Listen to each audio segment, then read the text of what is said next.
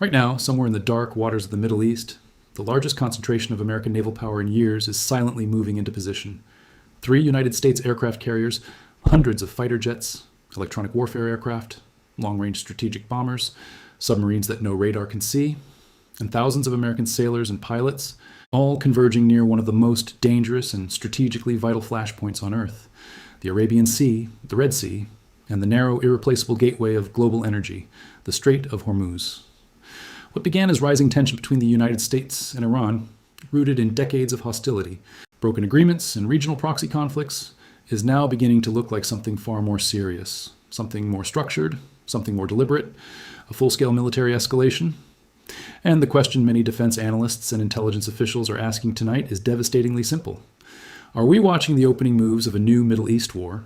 Over the past several days, satellite imagery, real-time naval tracking data, and classified military briefings have revealed an extraordinary and sobering development.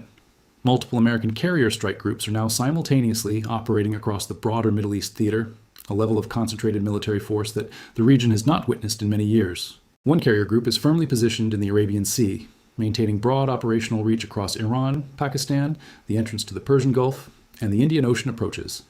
A second carrier group is actively moving through the Red Sea, putting its aircraft within reach of the entire Arabian Peninsula and within striking range of Yemen, where Iranian-backed Houthi forces have already been launching missiles and drones at commercial shipping. And a third carrier strike group is operating in close proximity to the Persian Gulf itself, positioned within direct striking distance of Iran's southern coastline, its naval ports, and its most sensitive military infrastructure. This level of simultaneous naval concentration in a single theater is extraordinarily rare in modern military history. It requires months of planning, billions of dollars in logistics, and a deliberate political decision at the highest levels of the United States government. Carrier strike groups are not moved casually.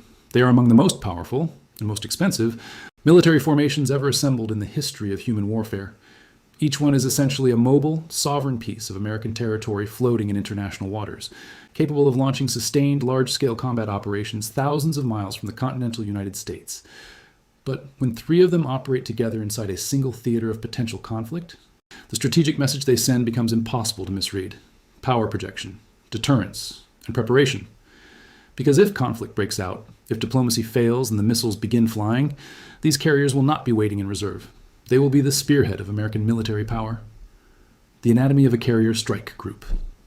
To understand why this buildup is significant, you first need to understand what a carrier strike group actually is.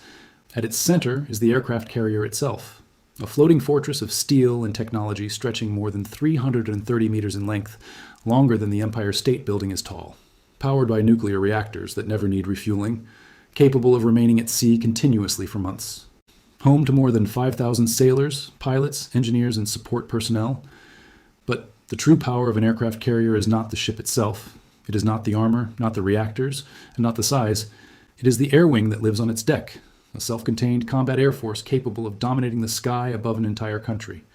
Each carrier typically deploys between 60 and 75 aircraft, representing the cutting edge of American aerospace technology. F-35C Lightning II Sengtunan stealth fighters, designed with radar-absorbing materials and advanced avionics specifically to penetrate the most sophisticated air defense networks in the world. Aircraft that enemy radar systems struggle to detect until it is far too late. F-A-18 Super Hornets, proven, versatile, and lethal multi-role fighters capable of engaging enemy aircraft in dogfights, launching precision strikes against ground targets, and conducting aerial refueling missions to extend the range of the entire strike package. EA-18G Growlers, perhaps the most underappreciated aircraft in the American arsenal. These highly specialized electronic warfare platforms are designed to blind enemy air defense systems. They jam radar networks, disrupt communications, and create invisible corridors through which strike aircraft can pass undetected.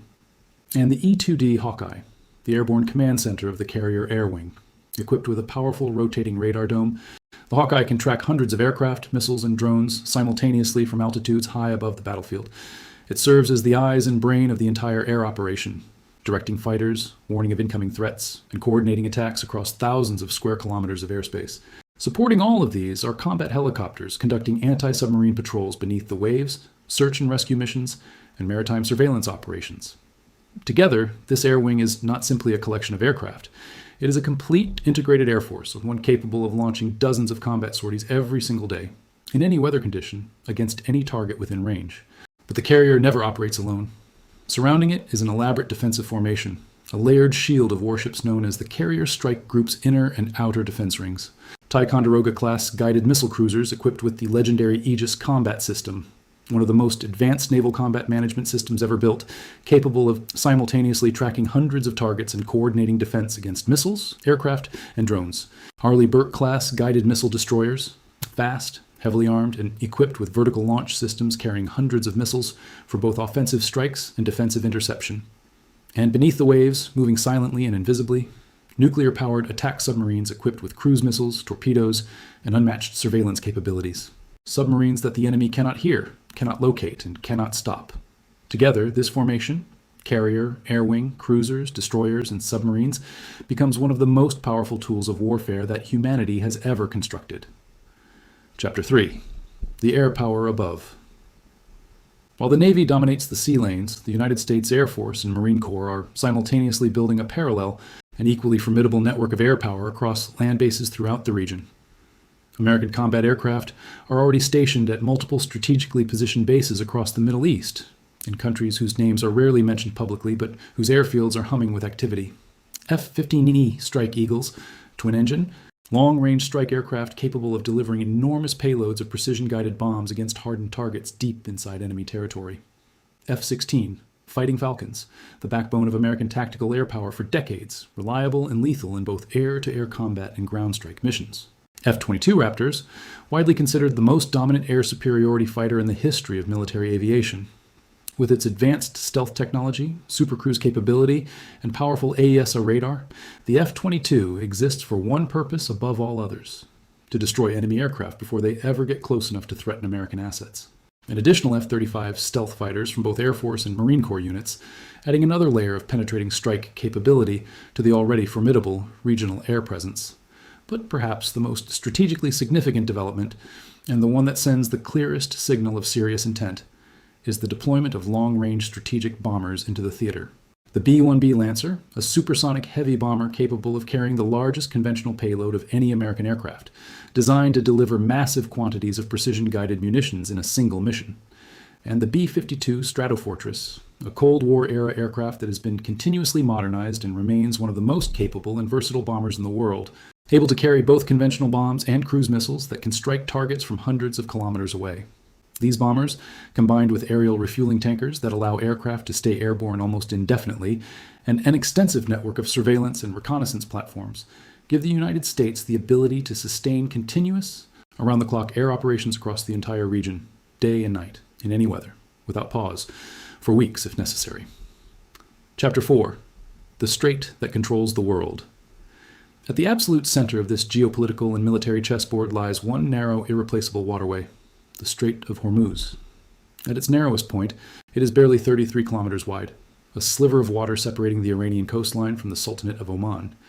Yet this small, seemingly modest corridor controls the flow of approximately 1/5 of the entire world's oil supply.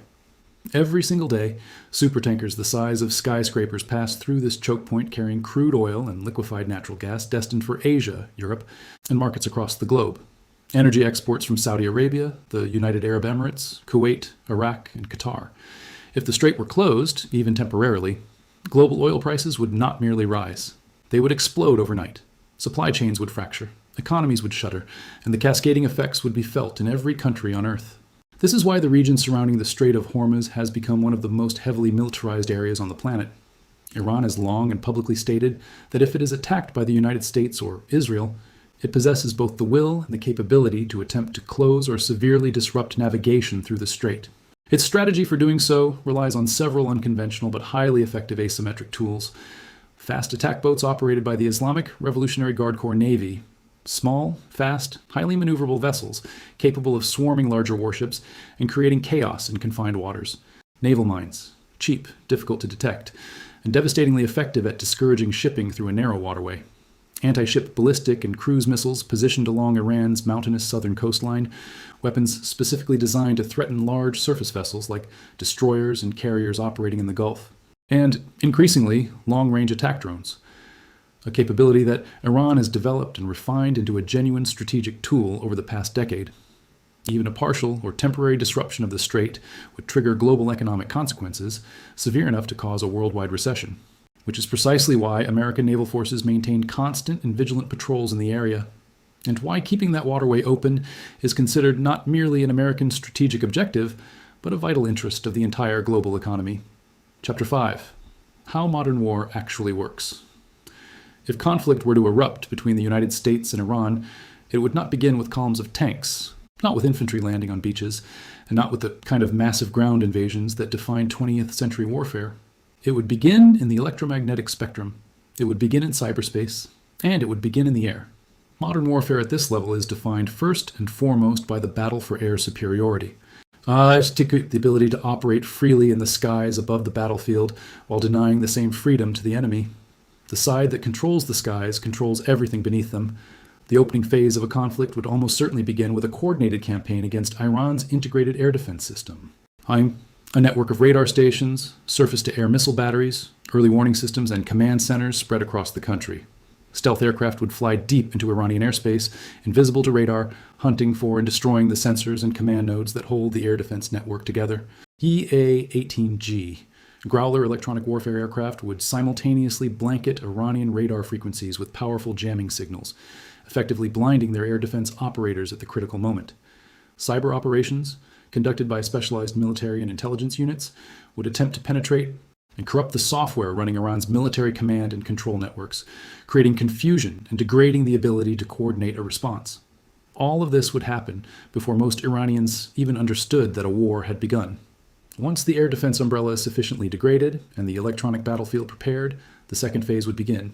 Waves of strike aircraft, carrying precision-guided bombs, standoff missiles, and cruise missiles, would systematically attack the most critical nodes of Iranian military power. Air bases that house Iran's combat aircraft, ballistic and cruise missile launch sites and their associated storage facilities, nuclear enrichment facilities, a key target given the political context surrounding the conflict, naval bases in the Persian Gulf and along the Arabian Sea coast, command and control bunkers where Iranian military leadership would be directing the defense, fuel storage facilities and logistics infrastructure that sustain military operations. All of this using precision-guided munitions designed to strike specific, high-value military targets while minimizing civilian casualties. Not out of sentimentality, but because excessive civilian casualties create political and strategic liabilities. This is the doctrine of network-centric warfare, a revolution in military affairs that fundamentally changed how powerful nations fight wars. Every aircraft, every ship, every submarine, and every satellite is connected to a shared real-time tactical information network. The pilot of an F-35 flying at 30,000 feet above Iran sees the same battlefield picture as the admiral commanding the carrier strike group 200 miles away, and as the admiral in Washington. Information flows at the speed of light, decisions are made in seconds, and strikes can be authorized and executed faster than an enemy can react. Missile defense systems provide the defensive counterpart to this offensive capability. American destroyers equipped with the Aegis system can detect and intercept ballistic missiles in flight using SM-3 and SM-6 interceptor missiles. On land across the region, Patriot PAC-3 batteries and the advanced THAAD, Terminal High Altitude Area Defense System, protect American bases, allied cities, and critical infrastructure from incoming ballistic missiles. Together, these overlapping layers create a defensive architecture designed to blunt the most dangerous aspects of Iran's retaliatory capability. But no defense is perfect, and in warfare, even the most advanced technology cannot eliminate uncertainty. Chapter 6. Iran's possible response. Iran's military leadership understands clearly that it cannot match American conventional military power in a direct, symmetric confrontation. Their air force is aging. Their navy, while capable in the Gulf, is limited. Their conventional army, though large, lacks modern equipment.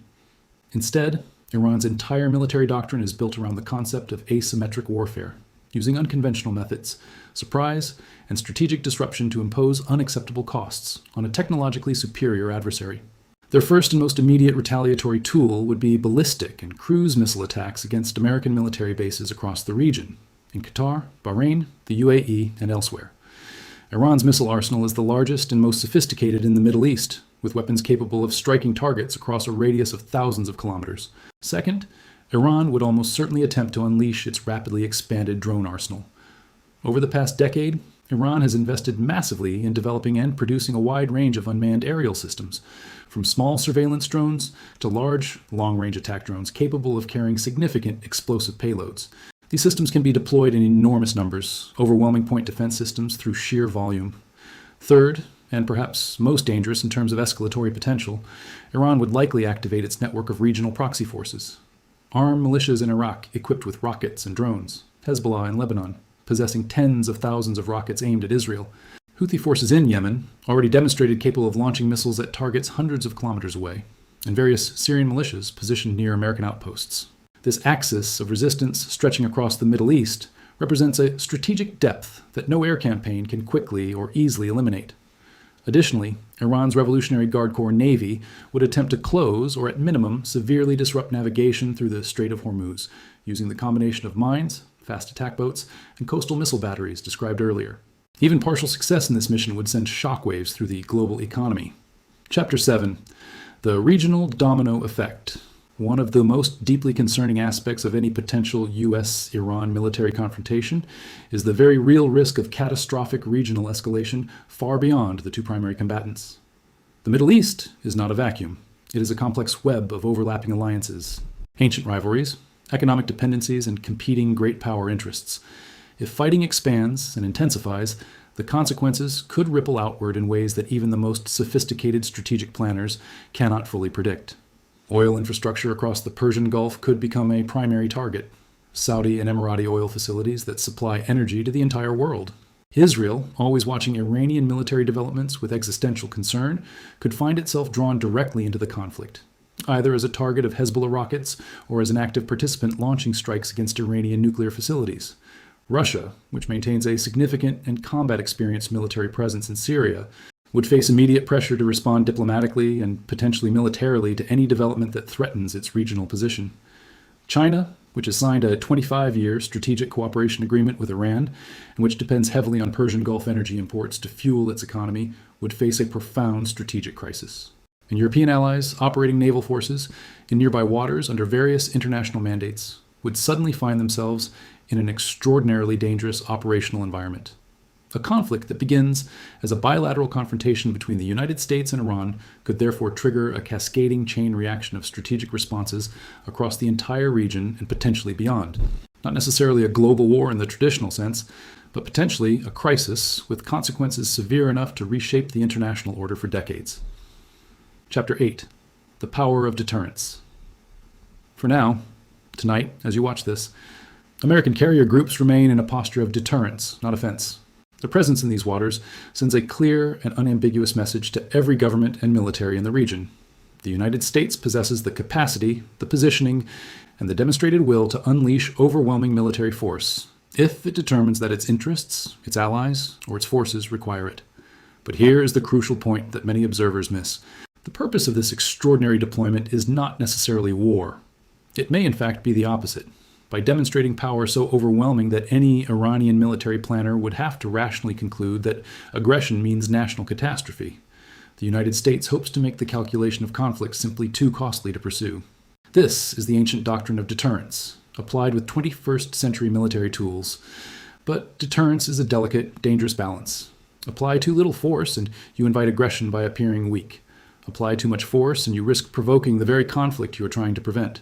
And when multiple heavily armed forces operate in close proximity to one another, carrier aircraft flying patrols over international waters, Iranian patrol boats tracking American ships through their coastal zones, missile systems on both sides pointed and ready, the margin for error shrinks dangerously. A misidentified aircraft on a radar screen, a missile launch interpreted as an incoming attack rather than a test, a naval confrontation in the narrow waters of the Gulf that spirals beyond anyone's intentions. History is filled with examples of wars that nobody chose, conflicts that began not with deliberate decisions, but with accidents, miscalculations, and failures of communication in moments of extreme tension. Final chapter, the uncertain future. Tonight, the dark waters of the Arabian Sea, the Red Sea, and the Persian Gulf are crowded with the most powerful naval forces on Earth. Carrier flight decks are illuminated and alive with activity. Fighter jets are being armed, fueled, and moved into position. Pilots are receiving their mission briefings, studying maps, memorizing frequencies, reviewing threat assessments. Radar systems are scanning every kilometer of airspace within hundreds of miles. Submarines are moving silently through the depths, tracking targets and awaiting orders. Across the region, missile defense batteries stand at heightened readiness. Surveillance drones circle silently in patterns that cover every approach. Intelligence analysts in windowless rooms stare at screens filled with intercepted communications and satellite feeds, searching for any sign of what comes next. And on the other side, in hardened bunkers beneath Iranian cities, in Revolutionary Guard command posts along the coastline, in missile launch complexes hidden in mountain valleys, Iranian commanders are watching every move with equal intensity. Both sides are calculating, both sides are signaling, and both sides understand with absolute clarity that in modern high-technology warfare, the difference between deterrence and open conflict can be measured not in days or hours, but in minutes. A single unauthorized strike, a single communications failure, a single miscalculation in a command center where exhausted officers are making decisions under conditions of extreme stress and incomplete information. That is all it would take. The carriers are in position, the aircraft are armed and ready, the submarines are in place, the missile systems are locked in, the world is watching. But the real question, the question that will define not just this moment, but potentially the entire future balance of power in the Middle East and beyond, remains unanswered. Will this unprecedented concentration of military power fulfill its intended purpose? A demonstration so overwhelming that it makes conflict irrational, preventing a war before the first shot is ever fired? Or is what we are witnessing right now not deterrence at all, but the slow, inevitable opening chapter of a conflict that will reshape the Middle East for a generation? And if the next move comes tonight, if a missile launches, if an aircraft crosses the wrong line, if a commander somewhere makes the decision that cannot be undone, what happens next in the waters of the Strait of Hormuz could change the course of history. The carriers are assembled. The question is, what comes next?